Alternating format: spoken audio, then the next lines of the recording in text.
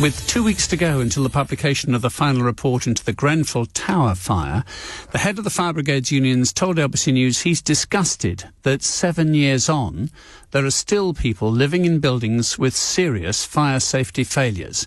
Victoria Innes reports. Matt Rack has told LBC justice will not be done until those responsible are held accountable. He said until profits are put before people, nothing substantial will change. Let's bring in Giles Grover, who's from End Our Cladding Scandal. They've got an organisation and have their own website and they're a campaigning group. Giles, greetings to you. Good morning. Good morning. Do you share the pessimism as voiced by the Fire Brigades Union that this report won't really be very helpful? I'm concerned that we won't see the full truth come out with the report. It has been delayed that long that I hope a lot of those delays are because they're actually holding the relevant parties to account, and that includes the politicians as well as industry, who've both caused this crisis that is still not fixed at all. So the cladding scandal is far from over. Yeah, absolutely. It's we're just seeing more and more buildings every month being monitored by the government. The law may have changed 2.5 years ago, but the actual pace of making the buildings safe and letting people get on with their lives is just it's farcical, really. We're at the point where we've got too many complicated funding programs. The previous government changed the law, but that doesn't translate into action on the ground. So Labour's now got some commitments in their manifesto, but they're all very high level, and we don't really know what they're going to mean in practice. And we might be stuck in this mess for another few years, if not 5-10 years, to be honest. You will need the law changed, do you think? Or is it just attitudes and the coordinated, or the lack of coordinated approach?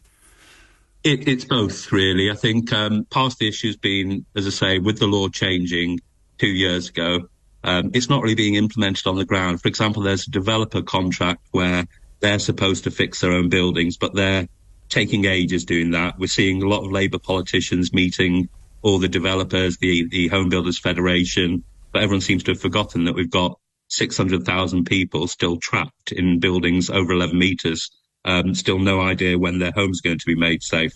Part of it is the government just needs to get a grip and just intervene and actually bang some heads together and say, you're taking ages doing this, fix this building, or we'll fix it and then charge you for it. That'd be the quickest way to sort this mess out. I remember having conversations and reporting that Michael Gove was trying to do something helpful and constructive in this area, and then, the supposition was he sort of got sat on by the Treasury because it would cost too much. Yeah, Do you agree with that analysis?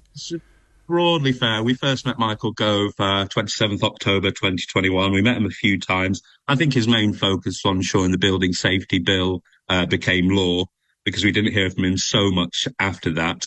He has changed it, but there's too many people left out of protection. There's people who have too many properties, inverted commas. If you've got 3, you're told you won't get funding help, you might get cladding fixed.